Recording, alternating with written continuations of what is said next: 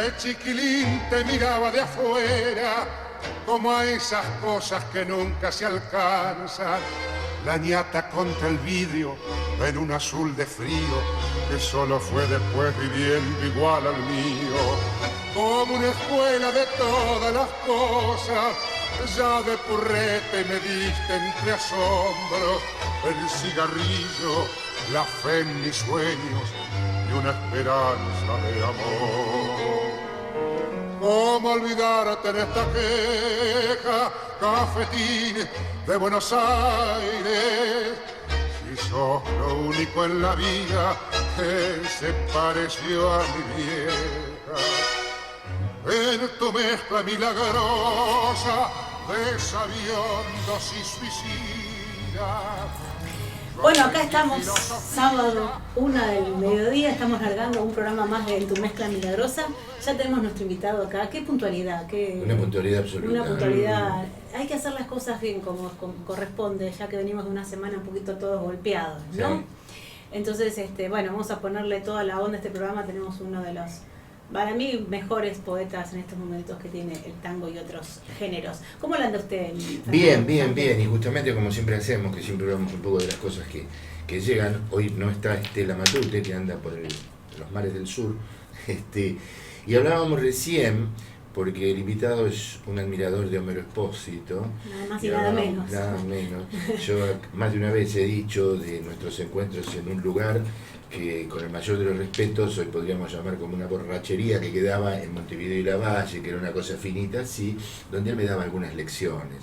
Y me explicó algo una vez sobre el sofisma, ¿no? Y me dijo, vos viste, pibe, ahora que está la matemática binaria y que la matemática binaria se supone destituyó a Pitágoras. Sí, tiene razón, maestro. Y viste, bueno, ahora para demostrar eso hay que aplicar la tabla de multiplicar de Pitágoras. Eso se llama sofisma, me dijo. Y a partir de lo que pasó en una semana con respecto al garantismo, no garantismo, a lo que significa la preventiva, para los que alguna vez pasamos por el derecho, digo, la idea de decir, por ejemplo, todo persona es inocente hasta que se demuestre lo contrario está bien, pero a mí me gusta más la expresión sajona. Solo la persona es culpable cuando se demuestra que es culpable, y cuando se demostró que es culpable, paga. Claro, exactamente. Paga la deuda que tiene con la sociedad. Y cuando dice no es venganza, sí, se llama vindicta pública, que evita lo que es la vindicta personal. O sea, que yo vaya y le pegue un tiro al tipo. Claro. Entonces hay una vindicta pública, el Estado se toma y el tipo me lo tiene que pagar, bueno, en este momento quedándose unos cuantos años dentro. Así que es un sofisma, dar vuelta a una historia y terminar diciendo que yo tengo inseguridad porque anda suelto un pibe que me manoteó el celular, y dejamos suelto tipo que atrocidades, sí. Con atrocidades. Bueno, con esto termino, sí. y ya que está yo hice otro sofisma porque lo metí a un propósito para justificar mis conceptos. Está muy bueno. Así que bueno, vamos a presentarlo a él como corresponde. Dale. Ya le mandamos nosotros a Estela Matute, que está por ahí, le mandamos unos besos y ya un montón de gente está mandando saludos. Es muy querido, bueno. Es muy querido él, se lo merece porque es un tipazo, Pero una, yo voy a juntar otra. Dale, a ver. Es querido y admirado. Totalmente. Y ambas cosas son justas. Pero para uno por ahí uno necesita conocerlo a tipo, intimar y a tomar un café, que yo. Pero con lo otro basta con ver su obra, ¿no? Totalmente. Estamos hablando de Matías Mauricio, que lo tenemos acá en la radio. ¿Cómo estás, Mati? Bueno, muy contento de estar acá con ustedes, compartiendo y siempre hablando de tango y también de otras cosas. Sí, en tu mezcla milagrosa es ese Sí. concepto de estar, de meternos en todas las cosas que nos están pasando en la actualidad, en Sí. realidad, ¿no? Y el tango es parte de lo que nos está pasando también en estos momentos. Leíste la obra, viste cosas de Matías Mauricio. Sí. Fernando para mí es uno de los poetas que más me gustan, pero ahí tengo que quedar con algunos no muy bien, pero me parece un tipo que no solamente escribe muy bien, sino también las cosas que genera, desde esto de publicar libros de otros poetas y de ponerse al hombro un montón de cosas, que no solamente tiene que ver con el escribir solamente. Chivo, homenajear a Julián Centella, ¿no? Exactamente. Que a veces son gente que te va quedando en el camino y que es muy injusto que uno no... Mirá, justo de Honesto. Julián Centella, parece que lo citamos a propósito. Viste que hay toda una teoría sobre el origen de su seudónimo. Sí. Por un lado, se dice, lo que generalmente todos saben, es que surgió en una revista donde él trabajaba que era Cine Argentino, ¿no? Que en un momento un compañero de redacción le dijo, ¿y por qué no te pones Julián Centella, que había firmado alguna vez así, ¿no? Entonces ahí empezó a hacer capote, digamos, en las publicaciones que hacía críticas en lunfardo de las películas del momento, y quedó el Julián Centella. Nosotros estábamos casi seguros que era eso con Roberto Selles, con quien hicimos una larga biografía. Eso es por el año más o menos 37 y 38, donde él trabajaba en cine argentino. Después, ya casi cerrando el libro, con un compañero de la Academia Porteña del Lunfardo y también del Tango del Priore, él nos pasa un testimonio, hay que decir bien las cosas correctas, se lo pasa a Roberto Selles, donde le dice que la mujer de Canet, que era un músico guitarrista con el que hizo justamente la milonga Julián Centella, le contó que en el momento de trabajar esa canción, el personaje se llamaba Julián Pardales, porque rimaba con corrales, ¿no? Y en un momento decía también en los pagos de Pompeya. Bueno, entonces parece ser que Canet le dice, no, dice, ¿por qué no rimás con Pompeya? Dice, bueno, Julián Pardales no, Julián Centella. Entonces ahí parecería que nace el seudónimo. Pero, hoy estoy recopilando con varios académicos de la Academia Porteña del Lunfardo las comunicaciones que hacen los académicos y los académicos patrocinantes y todo, que eso con la muerte de Govelo se suspendió más o menos en el, si no me equivoco, 2012, 2013. La cuestión es que todas esas comunicaciones posteriores han quedado como archivadas, entonces nos repartimos entre Conde, otro que se nos fue, que seguramente usted lo conoció, Julkowski, sí, un tipazo gigante. Estamos con judíos, tengo exactamente. libros. Bueno, Sí. nos repartimos varios años. Entre las comunicaciones que tengo yo, que son del 2013, aparece una de Ciulnas. Ciulnas era un dibujante humorista y hace una semblanza de Centella. Y en la semblanza dice que Julián Centella, en verdad, es casi una primera humorada de Amleto Bergiati en ese momento, que era su nombre verdadero y su apellido, de un dibujo de un tal Luis Oliva, que sacó por sucesos argentinos dibujos animados, y un gaucho se llamaba Julián Centella. Hasta ahí, viste, como esto es un testimonio oral, vos decís, bueno, se puede cruzar. Bueno, la cuestión es que este hombre lo entró a rastrear, Ciulnas, y aparece una propaganda de cine argentino donde dice Julián Centella de Oliva. O sea, que podemos estar hoy podemos estar dando con otro nacimiento del seudónimo de Julián como Centella. Toda la historia. Increíble. Como toda la historia. Increíble. Como toda la Y historia. que también es 37 y 38. Ahora yo pienso, tal vez, viste que siempre trabajaban en redacciones y tal vez vos tenías un nombre, vos tenías otro nombre, se lo pasaban al otro. No se sabe de quién es. claro, No, por supuesto, claro. pero hemos tenido casos, Diego Lucero, Claro, qué sé claro. yo. Hemos tenido casos que uno decía, no sabía quién era el tipo, terminaba una columna acá y seguía la columna al otro, Exactamente. filmada de otra, salía de policiales y hablaba de fútbol. Digo, y con una pluma absolutamente diferente. Sí. Siempre con calidad, pero vos estabas convencido, casi, digamos, sin estar con la desgracia, casi un Pessoa, ¿no? Sí, bueno, era así, Heterónimo. y Julián lo hacía porque tenía unas crónicas de cine extranjero. El último, más o menos, por el 42-43, cine argentino cada vez era más chico, se empezaba a caer la industria nacional, digamos, y empiezan a meter cine extranjero. Y ahí firmaba como Shakespeare García, y era él, ¿viste? Pero todo otro lenguaje. Otro lenguaje, y eran como cartas íntimas con actrices del momento del extranjero, y él las invitaba a comer un choripán en la boca, bueno, una cosa increíble. Y también cambiaba de género. Y después tenía Enrique Alvarado, donde era un redactor pulcro, nunca una palabra en fardo, crónicas perfectas, bueno, ese es un personaje. Qué maravilloso. ¿Cómo fue esto de escribir y la poesía a vos, Matías? ¿Cómo te llegó? ¿Cómo fue? Porque aparte sos muy joven, estás en la Academia del Tango, académico, o sea, es un pibe, es más jóvenes, es unos más jovencitos. ¿Cómo empezó la cosa? Mirá, siempre me lo pongo a pensar y tiene varias aristas. Por un lado, nosotros teníamos un grupo que hacíamos más rock, porque nuestra generación viene de ahí, donde el pianista que tocaba en ese momento el teclado eléctrico, es quien hoy dirige la misteriosa Buenos Aires.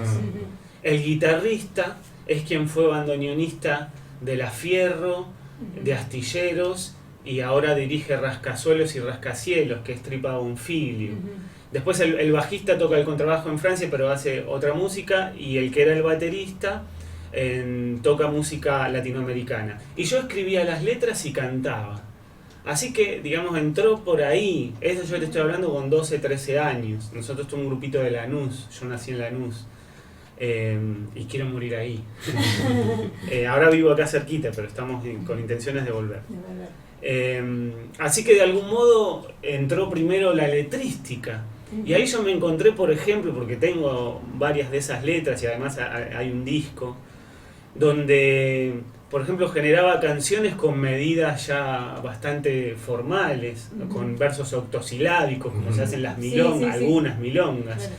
Y estaban rimadas, y yo no sabía, digamos, sabía lo que era una rima, pero no, y eran rimas consonantes y rimas asonantes, y aparecían figuras de la poesía que yo las desconocía. Es decir, que eso tal vez venga de mi abuelo, que le gustaba recitar mucho poesía, y después uno empieza en la adolescencia a buscar identidad, y ahí me empecé a meter con los libros, y me empezó a gustar mucho el surrealismo. O sea, poquita plata, yo trabajaba con mi abuelo cortando clavos en una máquina metalúrgica, y yo ahí me ganaba unos pesitos, y con eso yo me iba los domingos al Parque Rivadavia y me traía todo. Me traía los libros y empezaba a comprarme los discos. Porque más o menos a los 16, 17 años ya nos quedó un poco chico lo que veníamos haciendo. Y entramos en el tango. Estábamos ahí por el 2001, ya un poquito más grandes, con una pérdida de identidad muy grande, y lo que nosotros hacíamos nos parecía ya un poco foráneo, hacíamos medio G-Funk, era una cuestión más vinculada a lo negro, que bueno, tiene su raíz, pero también tenía su costado yankee, digamos. Y empezamos a entrar en el tango, y me compré un disco de Angelito Vargas con D'Agostino, y ahí descubro a Centella recitando Café de los Angelitos, que es una glosa un poco tocada por él, pero es de Cadícamo, y escucho esa voz y me vuelve loco. Y ya también en la secundaria una profesora de lengua hizo un viaje a Chile y trae la voz de Neruda. Yo estaba en tercer año, sí, también 16 años. Y a mí me pasó algo ahí, me lo digo y me emociono.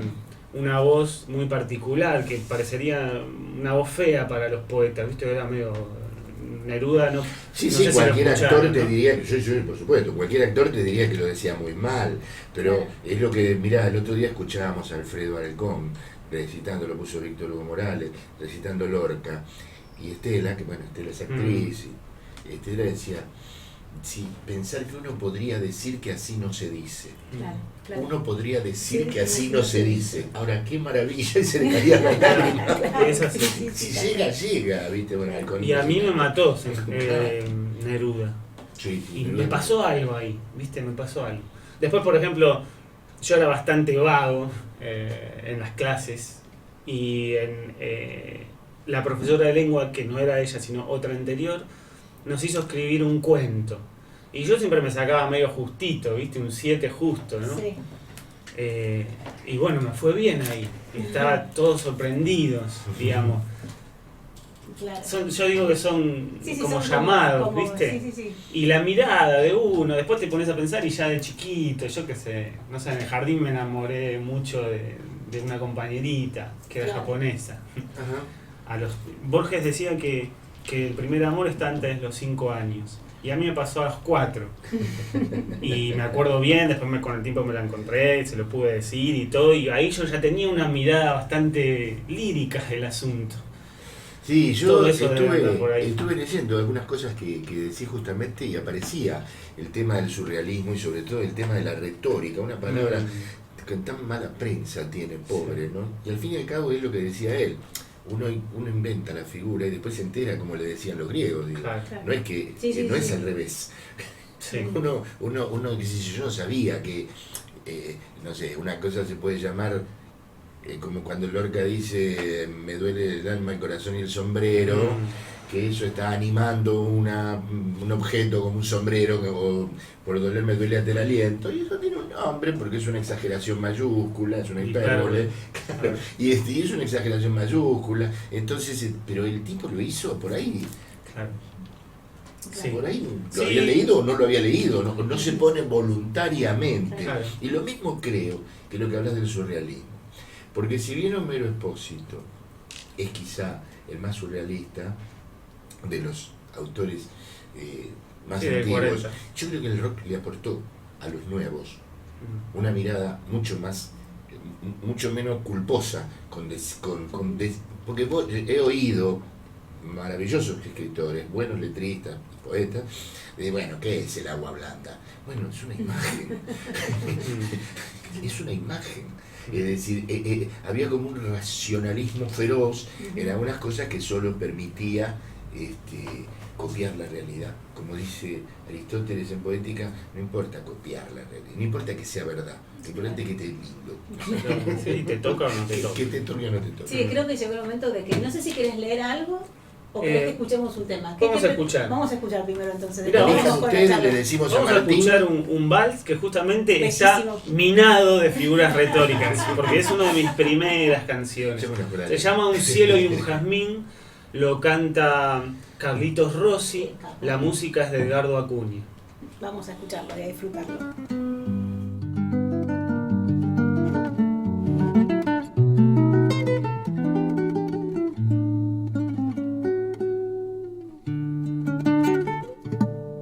Traías en tus manos mojadas de silencio los sueños apretados, cansados de callar, y en un abril de asombro, gaviotas sin regreso, nos dimos esos besos que ya no vuelven más. Después llegó el hastío, el tiempo de acechanzas, y en la desesperanza los golpes del revés me ataron al castigo de andar en este drama que siempre nos reclama gritando ¿para qué?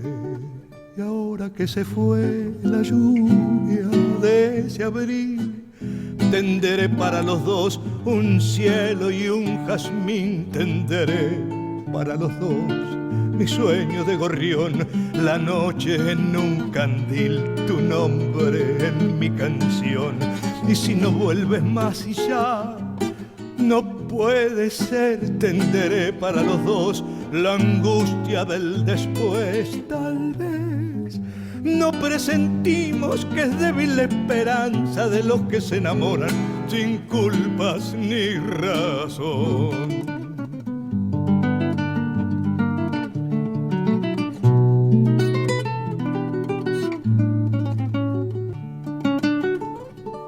¿Te acuerdas esa noche vestida de neblina? Temblabas en mis brazos cuando te di de amar y así te fuiste yendo, gaviota a la deriva, amante fugitiva de un cielo que no está. Tal vez en estos versos encuentres que te llamo, que en vano te reclamo los besos del ayer, que somos como un cuento mal contado, que trae del pasado su gris atardecer. Y ahora que se fue la lluvia de ese abril, tenderé para los dos un cielo y un jazmín, tenderé para los dos mi sueño de gorrión, la noche en un candil, tu nombre en mi canción. Y si no vuelves más y ya no puede ser, tenderé para los dos la angustia del después. Tal vez no presentimos que es débil la esperanza de los que se enamoran sin culpas ni razón.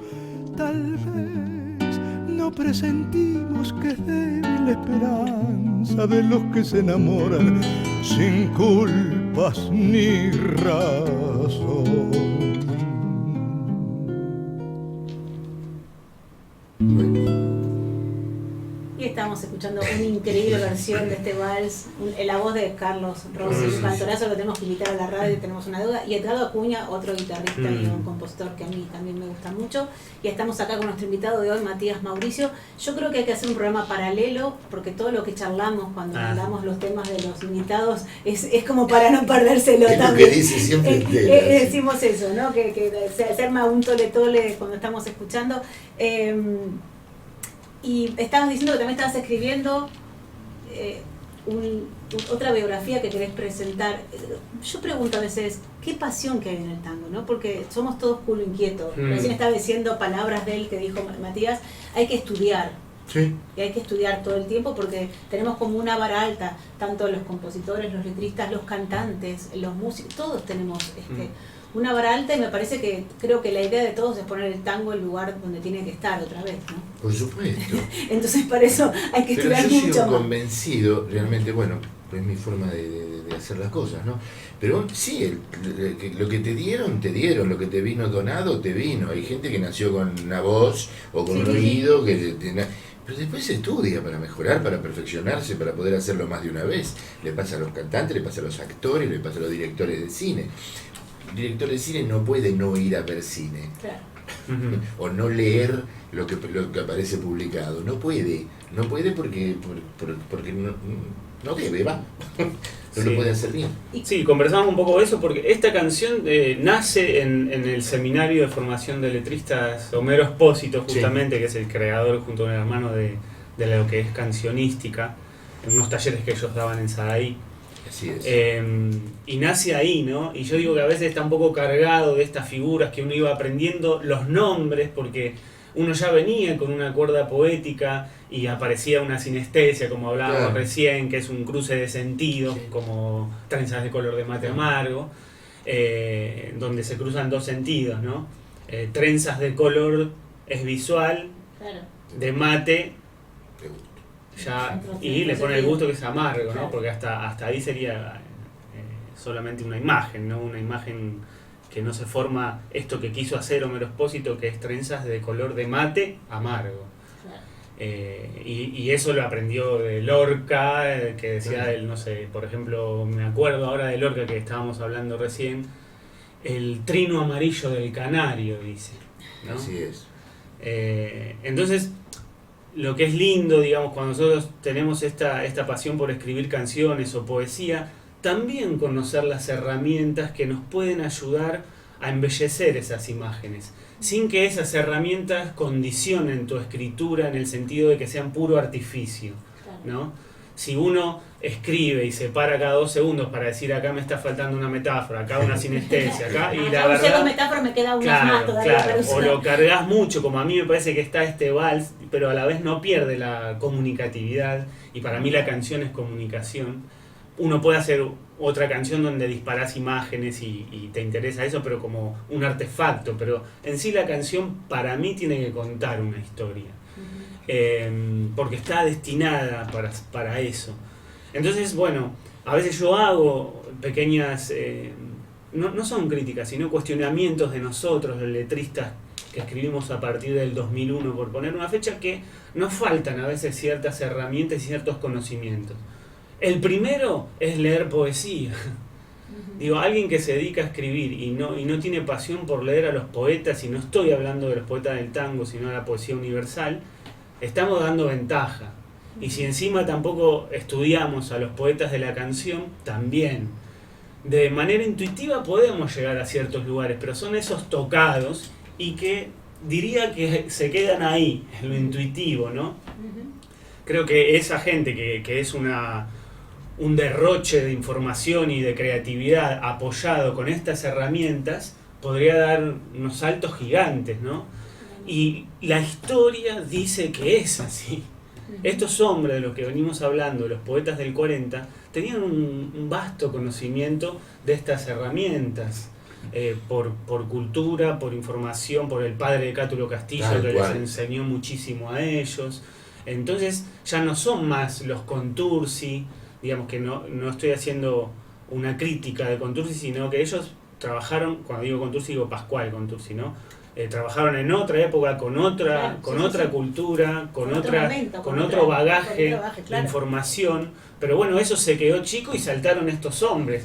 Todo esto tiene un entramado gigante, ¿no? No es que solamente había libros, había una industria que apoyaba estas obras, estaba el cine, estaban los diarios, estaban las orquestas, o sea, fue todo un movimiento que ahora es difícil también, como a veces decimos, ¿viste? No da tanta leche o no da leche esta vaca del tango de estos tiempos, entonces es difícil que uno se ponga a estudiar y dar todo ahí porque tiene que hacer otra cosa. Lamentablemente no puede vivir de eso y te quita tiempo. La otra vez en un congreso que se hizo en el Centro de la Cooperación, que me invitaron a hablar por los 100 años del tango canción, se me ocurrió pensar de que si en este tiempo el tango sería, como sucede con la cumbia, el reggaetón, que pasa en el auto, esa música está en los colegios, está en todos lados, posiblemente escritores, cuentistas, se acercarían a la letrística y aparecerían otros poetas. Totalmente. Encuentran la beta, no digo porque uno escriba por el dinero, pero las condiciones se abren, músicos de otros estilos entrarían en el tango. Se va a enriquecer. Y, viste, cantores que son de otro lado, porque Bacareza, ¿de dónde venía? Sí. Linin, ¿de dónde venía? Eran hombres de teatro. Encontraron la beta ahí y se metieron. Y después esos son, porque tenían mayor cultura que tal vez que Contursi. No sé si la calle, el dominio de esta cuestión, ¿no? Que venía más como de un payador Contursi. Pero encontraron la beta y a la vez subieron la vara de Contursi, por eso escribe más adelante obras mejores. Claro. Entonces eso también a nosotros nos motivaría. Sí. No sé, eso es simplemente una conjetura. No, pero estamos totalmente de acuerdo en lo que estoy diciendo y un poco era lo que surgía de lo que vos decías, que habíamos hablado antes mientras sonaba el tema, porque en realidad de esto no cabe ninguna duda. El nivel de información con el que se manejaba en aquella época también tenía que ver con los medios de comunicación que tenían. Era gente que iba al teatro, era gente que veía cine, sí, el cine era bastante joven también, pero leía muchísimo. Te pueden gustar o no los resultados, pero no había duda que conocían a los románticos, no había duda que sabían quién era Dumas, quién era Víctor Hugo, no había duda cuando lees. Incluso hay un poeta que a mí que es conmovedor, que es el de Doña Flores, que dentro de la lunfardía y bajaba unas líneas que eran inconcebibles y unas formas retóricas absolutamente precisas. Entonces, eso sí, vos nombrabas recién a González Castillo, y digo, ¿cómo uno no va a entender que es una metáfora, por más que hable de una lluvia, cuando dice, cuando chilla los amenta, señal que viene tormenta? Digo, esa frase es histórica. Sí. Tienen miles de esas. Yo creo que por ahí anda el camino. Con la cuerda que nosotros traemos, como hablábamos recién, de los poetas del rock y de otras culturas, y además han pasado muchos años, no podemos dar... O sea, tenemos como mucha información ahora para crecer, y entre esos cruces de la generación que uno pertenece, de las lecturas que ellos no la tenían porque lamentablemente se nos fueron, puede salir otra voz. Pero bueno, es apasionante porque estos hombres han dejado una vara muy alta, ¿no? Altísima. Entonces, cito a Sabina, que es un ejemplo de estudio y de dominio y de ser contemporáneo, que él dice que dentro de las músicas folclóricas del mundo, la que tocó el techo más alto en lo que tiene que ver con la letrística es el tango. Y es un tipo que conoce muchísimo de letrística, para mí es de los mejores poetas de la canción universal de estos tiempos. Y él dice que el tango es pero dijo a mí personalmente, tenía una admiración profunda por Homero Expósito. Tenía una admiración profunda. De todas maneras, la frase que a él más lo conmovía es de Discépolis, cuando estén secas las pilas de todos los timbres que vos apretás, me dijo el que escribió esto. Y Serrat había dicho que cuando se enteró la de Cadícamo, hoy vas a entrar en mi pasado, dijo, joder, este hijo de puta nos ha dejado sin palabras. Pero Serrat se leyó todo, leyó a Hernández, leyó a Machado, leyó a León Felipe, leyó a Lorca. Y sí, después salió lo que a la vez es de Paul Valéry, esa frase de hoy vas a entrar en mi pasado. Es que vas a entrar en mi pasado, dice, de un poema que se llama Despedida. como ahí ese es el claro ejemplo de que los tipos Claro. O lo de Lupercio de Argensola, Sí. lo sacaron del un medioevo. soneto del Lo que 1400. pasa que es como, es impresionante, a mí me impresiona verlo a él tan joven con este concepto claro de que hay que estudiar y que hay que profundizar, porque es una generación que Pero todo... no es el único de No, los que trajimos gracias, acá. no, gracias a De Dios. los que No, los que trajimos trajimos acá son todos. todos pibes y todos dicen lo mismo. Todos dicen lo mismo. Pero digo, me parece como una cosa, ¿no? Que todo el que empieza a acercarse al tango, o ya sea cantando, tocando, lo que sea, como esta cosa de profundizar y de estudiar, ¿no? El laburo del arte es una repetición, algo sencillo que se repite todo el tiempo, y ahí pasan las cosas, ¿no? Tal cual. Ese es el concepto del arte. ¿Y cómo te ves en estos momentos como poeta? Mira, yo ahora estoy en un conflicto, en un gran conflicto. Me está costando encontrar mi compañero de Ajá. dupla. Bien. Ah.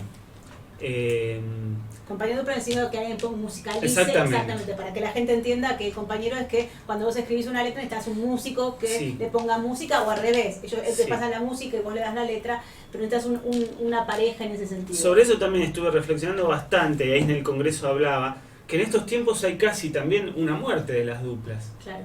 ¿Viste? No Sí, hay duplas. no hay duplas. Poco también por esto que hablábamos antes, que a veces uno tira las cosas y bueno, el pequeño grupito que somos lo va tomando, Sí, digo, sí, los sí, cantores, sí.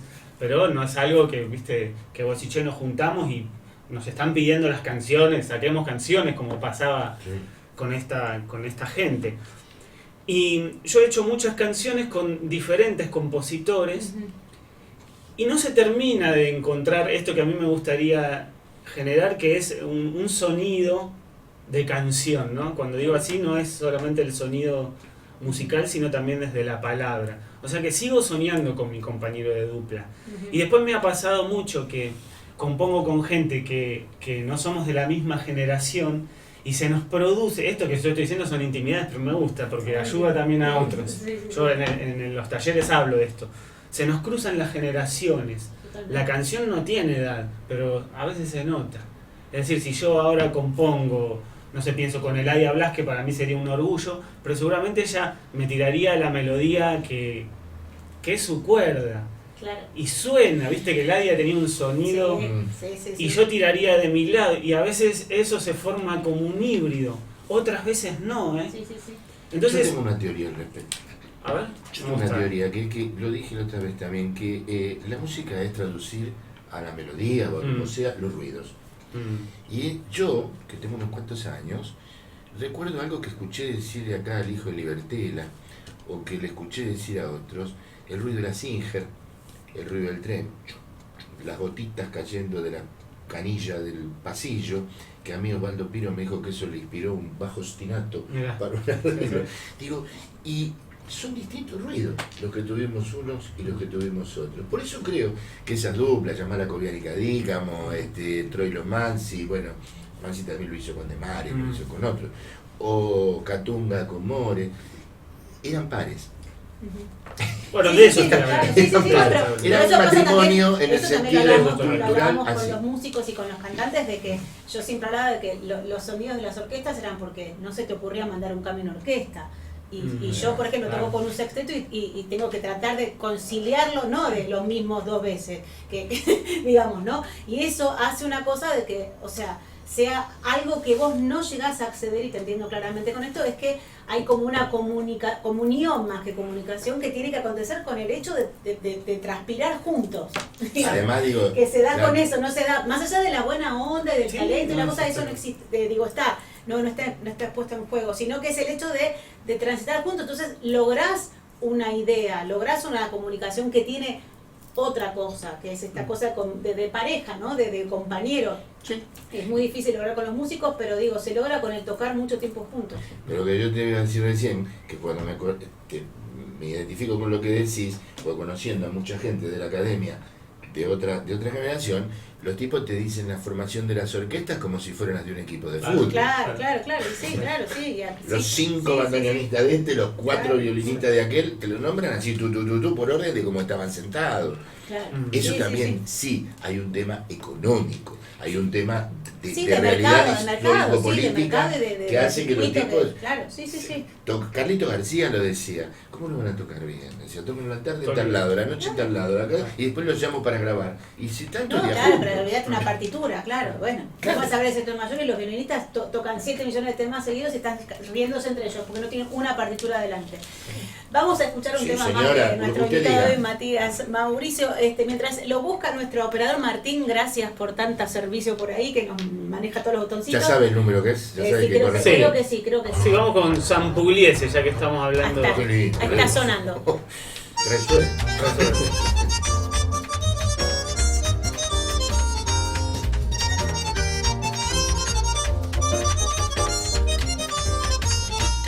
De zurda y sin un mango se me hace Don Osvaldo, que andas por callejón borrareando un aluvión de tangos enyumbados que van a contramano de un cielo ya tapado por monstruos de hormigón. Sabes, a Buenos Aires le falta tu misterio, tu música tanguera que hacía delirar.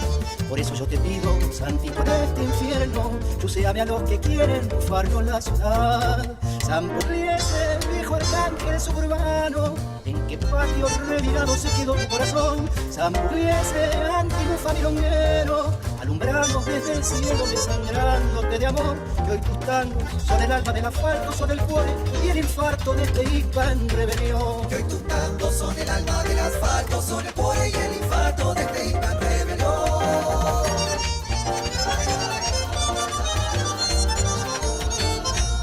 La Soberana, el Argento y Hecho Sonido.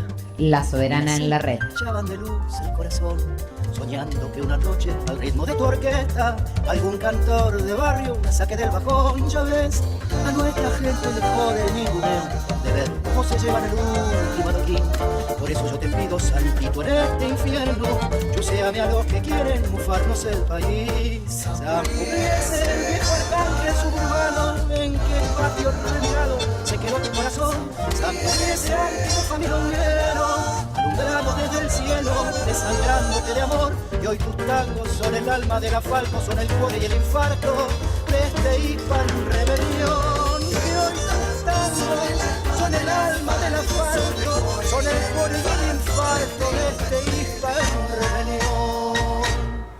Bueno, Estamos escuchando San Pugliese en la voz de... La voz de Javier Sánchez y la música es de Gershberg, Ah, de mira, Eduardo de y de Nicolás. Y de Nicolás, los dos, Sí. los dos. Bueno, yo tengo que, lo voy a decir públicamente en la radio, Matías me tiró el dato, estaba haciendo el disco de homenaje a Troilo, hay un tema, Fujiyama, que no se grabó, bla, bla, bla. Ah, te lo y- pasó él. Me lo pasó él. Y eso son esas cosas que uno no se olvida nunca por esta cosa de ayudar a abrir camino ¿no? Y pasar data que vino buenísimo, así que se hizo esa primera versión de Fujiyama, gracias que acá Matías pasó el dato. Saludos de Eliana Sosa, saludos de Marta Pizzo, Qué bueno. como mucha gente que te quiere y eso está buenísimo. A mí me parece que esto que estábamos hablando de profundizar y de buscar como... A veces es desalentador también porque es difícil sostener esto que decías, ¿no? De seguir estudiando y todo el tiempo que uno tiene que perder, entre comillas, para mantenerse, para vivir, para lograr cosas. Está difícil, pero también me parece que es algo que es increíble la cantidad de cosas que están aconteciendo igual. Sí, Digo, sobre ¿no? todo en estos tiempos y cada vez creo que va a ser más. Yo creo que en estos tiempos hay ya es un una- espacio de resistencia. Exactamente, yo creo que sí, y yo me acuerdo cuando empecé a cantar cosas nuevas y qué sé yo, era como un sacrilegio directamente, y ahora ya hay una cuestión mucho más aceptada con eso, Sí. bien, gracias a Dios, ¿no? O sea, porque eso va, esto que decíamos, ¿no? Motivar a levantar la vara, Sí. a cada vez aspirar a hacer más cosas más interesantes. sí, porque el tema también es el que operarse un poco del utilitarismo, sí, tampoco pretender morirse de hambre, digo, No. porque no tiene mucho sentido. Brecht decía primero la panza llena, después la moral. Mm. Pero sí, pero tampoco se puede ser tan utilitarista como el tipo que te dice ¿para qué estudias filosofía? Bueno, para saber algo, porque me gusta, qué sé yo, pero que, y sí, vos me querés decir que no sirve para nada, sí, no discutamos, no sirve. Para algo puntual, no sirve. Claro. Ahora por ahí es lo que te otorga un montón de herramientas para que vos investigues con otras cosas y también te sientas bien como persona. Sí, se trata de eso. Pero bueno, así con estos cuestionamientos que tenemos en este tiempo, también hay que dejar pasar un tiempo para poder ver todo lo que se hace. Digo, si nosotros tenemos una mirada de acá a 20 años, es increíble las cuestiones que se han logrado. Los músicos tienen muy buen nivel. Creo que es Sí, de sí, los sí, sí. lugares donde Sí. han tocado unos techos muy altos de estudio, Totalmente. de sonoridad, de todo, ¿no? No solamente estamos hablando puro del estudio porque hay que acompañarlo con un talento. Beatriz Gabet que dice no paren de hacer ruido, no vamos a parar nunca. Yo creo que hay una cosa que me está pasando a mí con esto de grabar un sexto disco y todos tangos nuevos, como que a veces uno siente que está remando en dulce de leche, claro, con hisopos, claro, en hacer tango acá pero después uno saliendo de ese punto de vista que lo estamos diciendo que hay una cosa como que que cuesta, por otro lado también yo creo que hemos ganado muchos espacios y que hay un lugar que se tomó que me parece que creo que a veces como uno como pionero no tiene ese reconocimiento, ¿no? A veces es como que decís yo vas para acá y es como que ¿qué haces con esto, no? Entonces tenemos esta cosa de que estamos abriendo un lugar en el tango y ahora está mucho más abierto. Sí, ya viste que ahora los discos no están esos cuestionamientos y tampoco devolvérnoslo con todo nuevo. Viste que ya uno va diciendo, bueno, son los matices. Son los... Pero eso es lo bueno, porque no. Pero también, digo, desde el punto de vista de lo falsamente académico, digamos, acumular conocimiento o acumular cosas es transformar en un museo. También está eso. Entonces, ese es un riesgo, entender, mirá, tipo sabe mucho yo porque sabe qué color de media tenía Troilo cuando escribió un tango. La verdad no es muy interesante, no aporta. No aporta demasiado. Ahora, si todo eso sirve para abrevar, fíjate que lo hemos dicho más de una vez, si alguien realmente abrevara en toda la poética de, vamos a Homero Expósito, no los 10 tangos que cantan todos porque venden. Claro, sí, totalmente. Se encontraría un poeta del cual dice, pero esto lo escribió este muchacho. Sí, debo decir que yo, no sé, te tiro cafetín por decir, ni grabado está. Claro. Lo tenés que buscar en una peliculita que hicieron para una publicidad de cigarrillos, creo. Y es una grabación extraordinaria. Es una grabación extraordinaria con Franchini. Y Verón, bueno, yo soy fana de Verón. Pero esa poesía es fantástica. Claro, no la canta nadie. Sí. Y el otro día estábamos con este pibe Soria que vino, otro que piensa lo mismo y que dice lo mismo, Luciano Soria, y se mandó Rubí, y sí, es otro tango fantástico. Y no está cantado, no está lo suficientemente transitado. Es decir que, ya que vamos a hacer mirar al pasado, bueno, miremos bien, como decía acá recién Matías, leamos poesía, escuchemos música, veamos películas, fijémonos, porque hay tipos que hacían las cosas muy bien, y no es solamente recordar las 4 que hacen guita. Claro, y creo que también hay mucha gente que está haciendo como a mí me está pasando esto como pero personalmente lo digo como de darle el valor de artista y reconocerlo en estos momentos a la gente que está haciendo cosas y la está haciendo muy bien, porque si no es como que estamos esperando que ahora aparezcan figuras, ¿no? Claro, que estén legitimados. Porque aparecieron en un y medio. Yo estoy viendo un montón de gente que realmente, estamos hablando de esto, que una persona joven como Matías que dice hay que laburar y hay que levantar la vara y hay que hacer cosas y no hay que parar. Él generando un montón de lugares donde se enseña a escribir, donde se difunde, donde vende libros, o sea, también es un concepto nuevo del artista, de que ya el artista es un hombre de negocios en estos momentos, aunque no nos guste. Pero es la realidad, no estamos en esa época, claro, no estamos en esta época donde yo me sentaba para que me llame fulano para escribir un tango. Y había gente que me estaba pidiendo, ahora tengo que, es otra la autogestionario. Entonces me parece que también es muy importante esto, decirlo, bueno, desde tu generación, entender que algo que a nosotros nos costó cambiar, mi generación, donde estábamos más acostumbrados, no en mi caso, yo no canté tango tan chica, pero digo, estaban acostumbrados a que había una movida que los llevaba y los tipos iban de gira porque estaban en televisión y se los contrataban. Y acá vos tenés que como el disco de Ladia, exactamente. Como es, no me acuerdo ahora, pero lo cose y lo vende. Exactamente, y lo hacemos así, o sea, y ayer estamos hablando con Karim Arley, que está bien lo de Jack cantando, y me decía, tengo los dedos mochos de etiquetar y bueno, es así. Y es un concepto que tenemos que ni resistirnos, es así, y al contrario, hay que usar todo esto a favor porque es nuestra realidad, no hay que cuestionarla. Y está piola que gente que la viene haciendo, como el caso de Matías, durante mucho tiempo, que entendió cómo era, porque hay que dar ese viraje y salir a tomar lo que es nuestro, pero hay que tomarlo. No hay Sí, yo creo esto, ¿no? También de la prepotencia de trabajo, exactamente, digamos. ¿no? Y generar los espacios, es difícil que te vengan a buscar, entonces hay que ir. Siempre bien, Sí, digamos, sí, claro, pero digo, sin pero es un patear cambio, ninguna es un puerta ni cambio. nada, ¿no? Solo los lugares se van dando. Y tomás, no sé, lo de las milongas, ¿te acordás de la misteriosa Sí. Buenos Aires? Yo llevaba los libros ahí, en medio de una milonga donde se dice que los bailarines no leen. Bueno, había libros. Entre tanda y tanda podías agarrarte un libro, leer. Yo abría leyendo una poesía. Hay bailarines que se pusieron a escribir o se compraban un libro, ¿entendés? Es como abrir el juego, ¿no? Hay también otras cosas. Yo creo que hay que socializar el deseo en ese sentido. Sí, es eso, es una necesidad de contagio también, Porque ¿no? Como- si el deseo no encuentra respuesta, Totalmente. no se construye nada. Hay que socializar el deseo para que entre todos acordemos, digamos. Me parece que esa es la manera. Y sí, porque lo que ha generado esta nueva época, que esto empezó en el 60, o después del 55, pero digamos cuando aparece el Club del Clan, se van en Cana, Cátulo, Mansi estaba muerto, y Discépolo también, pero digo, los demás la pasaron fea. Y hablábamos de todo eso, incluso acá.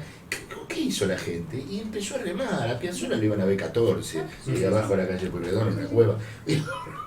Y empezó, y mirá, estamos hablando de Astor Pantaleón Piazzolla.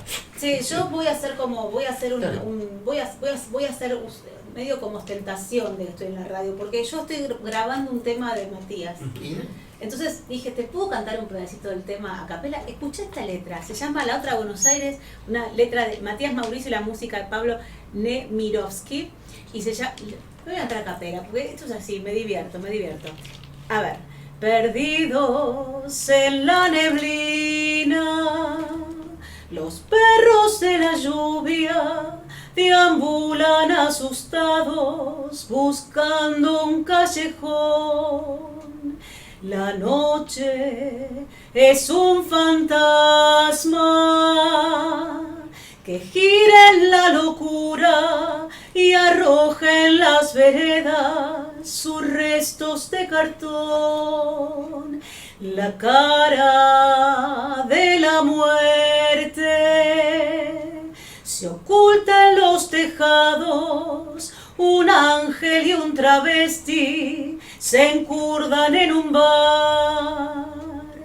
Al fondo de la calle dejaron olvidado al pibe que limpiaba tu vidrio por un pan. Y en ese rincón del bar quitapenas las mesas preguntan qué ha sido de él.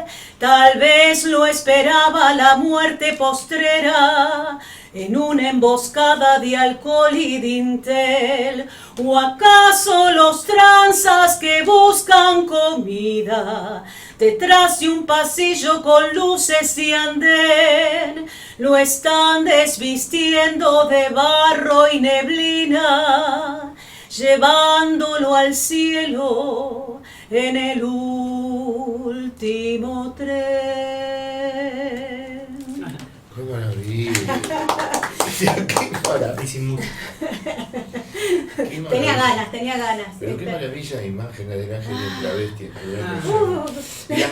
Esas mesas preguntan. Bueno, qué bien. Esas mesas preguntan. Bueno, no mirá, como las que nunca preguntan. Esas mesas acá preguntan por lo que de lo que falta. venimos hablando hoy hay dos ejemplos. Esto yo lo escribí 2002, un poco el clima de ese que se está viniendo nuevamente. Y hay dos, uno que lo detectaste perfectamente, que es muy claro, que es un guiño a Discépolo, ¿no? Sí. Y la otra está Spinetta ahí, porque yo quería buscar un símil o una metáfora para no nombrar al cartonero, ¿no? Claro.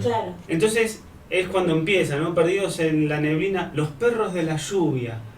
¿Vieron cuando los perros se trepan a las bolsas de basura y la empiezan a romper?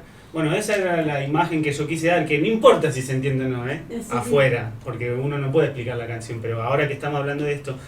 Y Perros de la Lluvia es una cita de Spinetta de un disco, de una canción que se llama Niño Condenado, donde le habla al perro y se habla conmigo, viejo perro blanco, habla conmigo, perro de la lluvia.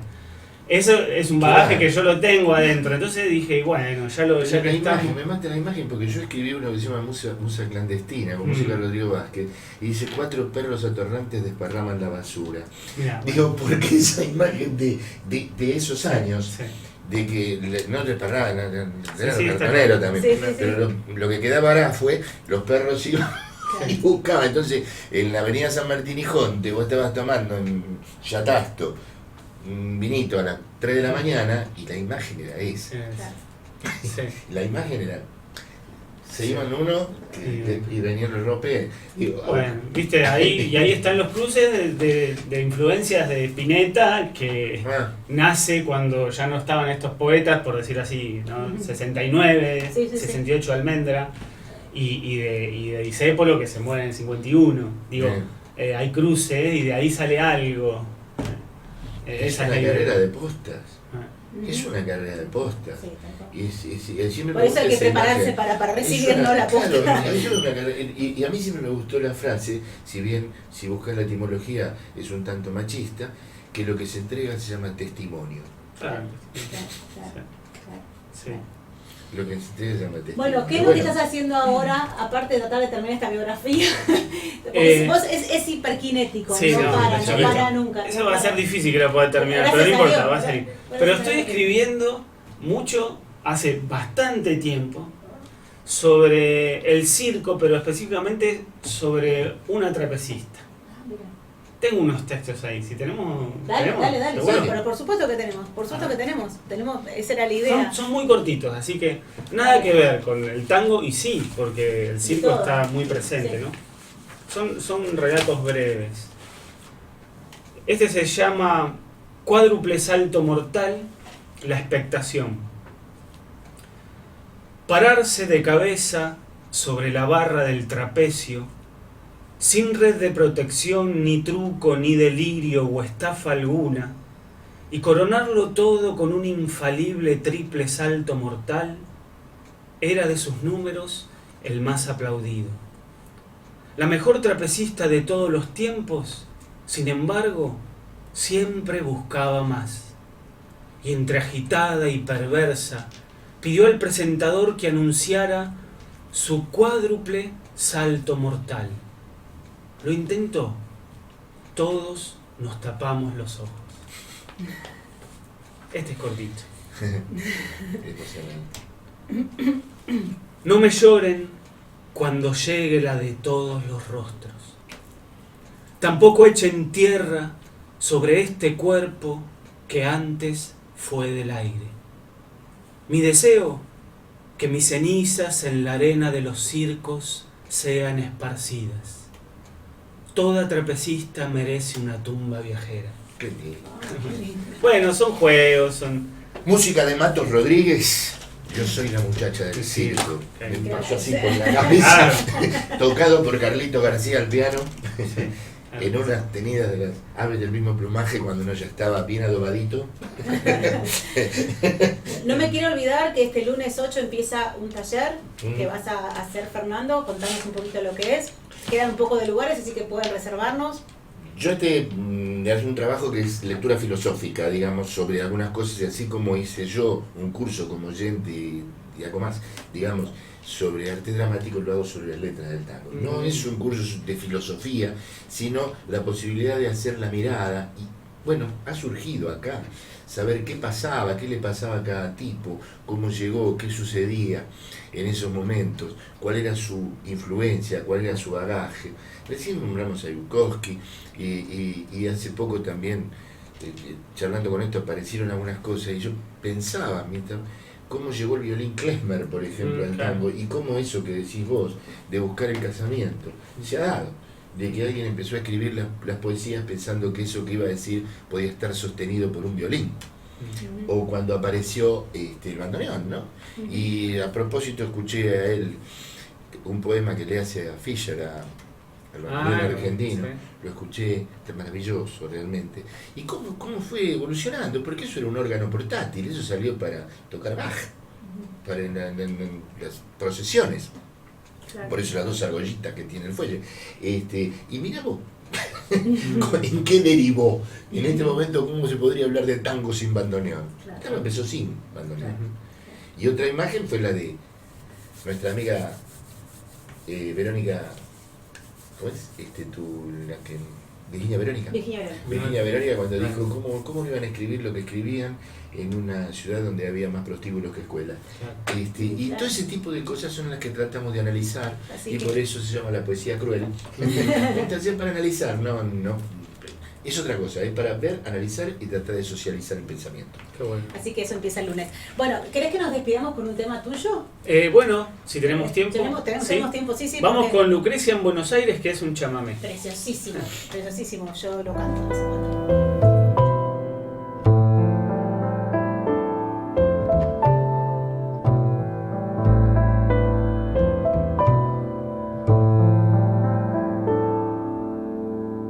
El tren se la fue llevando lejos. Era un 2 de enero. La infancia se le moría en la niebla azul de un andén pueblero. Su padre que le decía: Lucrecia, no tengas miedo.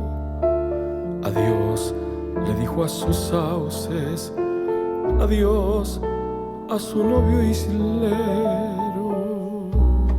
Después la ciudad impía, el cuento, el jornal perverso, boyando de villa en villa fue changadora.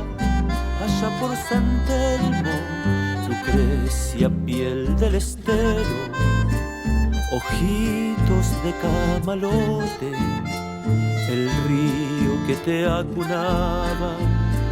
Ayer se olvidó tu nombre.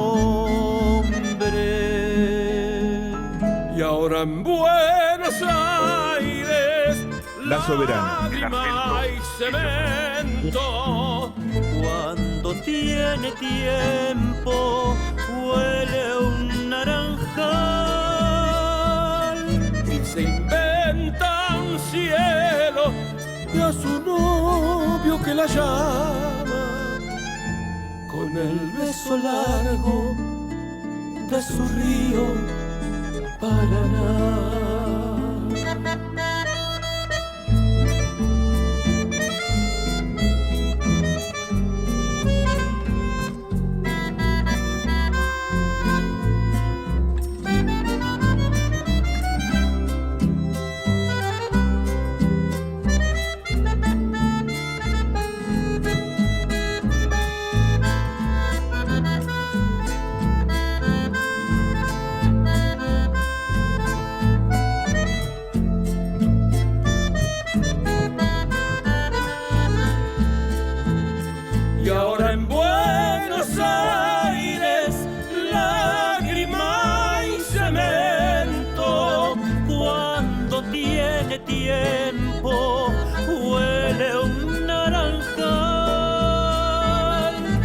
Se inventa un cielo y a su novio que la llama con el beso largo de su río Paraná. Con el beso largo de su río Paraná.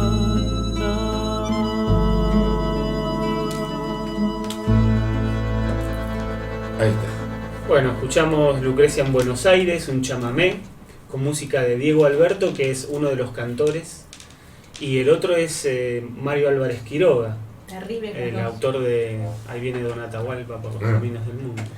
Preciosísimo, preciosísimo. Qué maravilla es eso. Y ahí está el río. Sí. Apareció el río. Bueno, mi papá se me fue el año pasado, pero es de Zárate. Bueno, así que viene de de ahí. la capital provincial. Claro. Nació ahí. Claro. Y tengo mucha familia en Zárate, en San Nicolás, Campana y todo. Toda la zona de Paraná. Pero viste que esa gente vive mirando a su río. Y sí, los pobres, como los ricos, corresponde. todos vienen mirando a su río, a comer pescado de río si es que no se lo envenenan, pero y a tomar sol si es necesario, ir a los clubes. Sí. Viven mirando a su río. Gracias a Dios. Yo tengo unos amigos mucho mameseros que siempre tengo un pescadito. Como tengo parrilla en casa, yo me ofrezco, no tengo ningún problema. Bueno, se nos está yendo ya el programa, 2 de la tarde. Voló. Yo súper agradecido por estas charlas, por la invitación. Agradecer a los amigos también que me escribieron que iban a escuchar, a Beatriz, que entre ellos grabó el balsecito. Sí, totalmente. Y bueno, estoy recontento siempre cada vez que se abre un espacio para poder compartir. Sí, de eso se trata esta propuesta nuestra. En tu mezcla milagrosa. Vamos a subir ya después el programa grabado en Facebook, así que el que no pudo por tema horario, que a veces pasa, lo van a escuchar después por Facebook el programa y van a escuchar las cosas hermosas que escribe Matías Mauricio y que le cantamos también. Así es. Sí, placer. Bueno, nos vemos la semana que viene. Buena semana para todos. Así como lo tenemos que hacer en la música, lo tenemos que hacer en la vida en este país. Nada, hay que no pelearlo. Así que por favor, salgamos a defender lo que tenemos que defender. Sí, en principio viene así. Guarda porque andan sueltos. Exactamente. Así que así como recién hablábamos de lo que estábamos hablando, que hay que apropiarse de nuestra música y de laburar por nuestro trabajo, por nuestro tango, también lo tenemos que hacer por nuestros derechos. Entre esos tipos y yo hay algo personal, dijo alguien. Bueno, Martín Enrique, muchas gracias. Saludos a Estela que no estuvo y bueno, nos vemos prontito. De chiquilín te miraba de afuera, como a esas cosas que nunca se alcanzan. La ñata contra el vidrio en un azul de frío, que solo fue después viviendo igual al mío. Como una escuela de todas las cosas, ya de purrete me diste entre asombros el cigarrillo, la fe en mis sueños y una esperanza de amor. ¿Cómo olvidarte en esta queja, cafetín de Buenos Aires? Si sos lo único en la vida que se pareció a mi vieja. En tu mezcla milagrosa de sabiondos y suicidas, yo aprendí filosofía, la doctrina y la poesía cruel de no pensar más en mí. Me diste en oro un puñado de amigos que son los mismos que alientan mis horas. José el de la quimera, Marcial que aún cree y espera, y el flaco Abel que se nos fue, pero aún me guía. Sobre tus mesas que nunca preguntan, lloré una tarde el primer desengaño. Me hice a las penas y bebí mis años y me entregué sin luchar.